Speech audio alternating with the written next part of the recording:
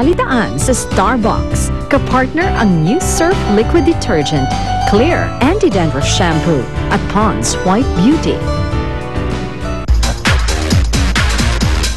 Karoon daw ng billboard sa EDSA na ang suot underwear. Tanong, gusto mo bang makita si Robin Padilla na naka-underwear sa isang billboard? Halika dito. Hindi! Bakit? Kasi masama yan tingnan sa kabataan ngayon.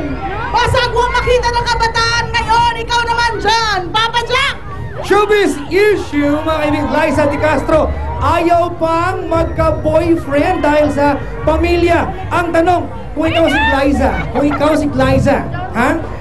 Handa ka bang magpaliban ang iyong love life para sa iyong pamilya? Ha? Yes or no? Yes! No! Yes! No! Yes! No! Is that you? Ay, Liza, halika rito, Liza. Kung ikaw si Liza, handa ka bang unahin ang pamilya kaysa boyfriend? Mas maganda siguro kung boyfriend. Ay, Diyos ko, Liza! Mama ikaw na, hindi ko na to kaya. Showbiz issue! Hindi pabor si Robin Padilla na magka-boyfriend yung anak niyang si Kylie. Tanong, magpapakasal ka ba sa hindi mo naman naging boyfriend? Yes or no? Yes! No! Yes! No! Yes! No! Is that you? Okay, halika dito kapatid. Halika dito.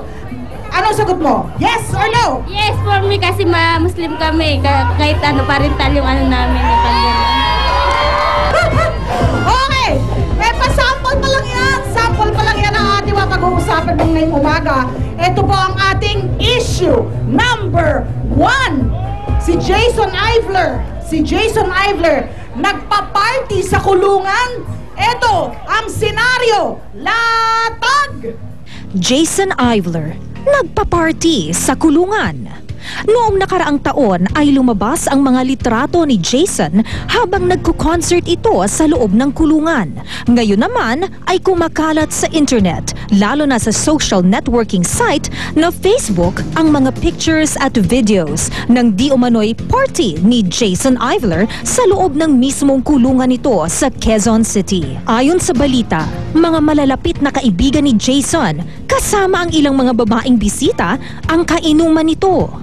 Makikita ring kasama ang kanyang inang si Marlene Aguilar na itinuturong umasikaso ng VIP treatment para kay Jason upang makapagpa-party sa loob ng kulungan.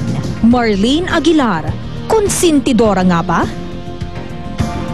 Alright mga kaibigan, kasama ko rin si Flor. Flor, si Marlene ba ay, ayan, konsentidora ba siya? Doon sa napanood natin? Opo, konsentidora po siya. Bakit? Kasi po kinukonsinti niya yung mga ginagawang kamalian ng anak niya. Bakit? Kagaya po sa akin, sa sitwasyon ko bilang ina, yung anak ko po kinukonsinti ng asawa ko. Sa anong paraan? Halimbawa po, pag nangungupit, Pag nangungupit? nangunguha po ng pera na hindi kanya, ilang beses na po napagsasabihan, hindi pa rin po napapagalitan ng asawa ko or nasusuweto ng maigi. Kaninong pera yung kinukupit sa'yo? Minsan po sa akin, sa magulang ko rin po, Mama, may mga ganun talaga. Oo. Ayan, issue pa lang yan ng pangungupit, ha? Marami tayong makakausap ngayong umaga na iba-iba ang talagang kanilang mga kasong kinakaharap. At malapit ito sa puso ng mga artista. Base sa ating mga narinig, ang issue lang naman dyan, Papa Jack, dapat bang isisi sa magulang ang kinahinatnan ng anak? Dapat ba? Dapat ba? Ang tanong sa taong bayan, dapat nga bang isisi sa magulang ang kinahinatnan ng anak?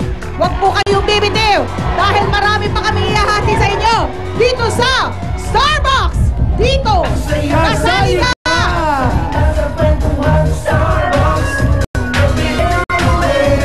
Starbucks!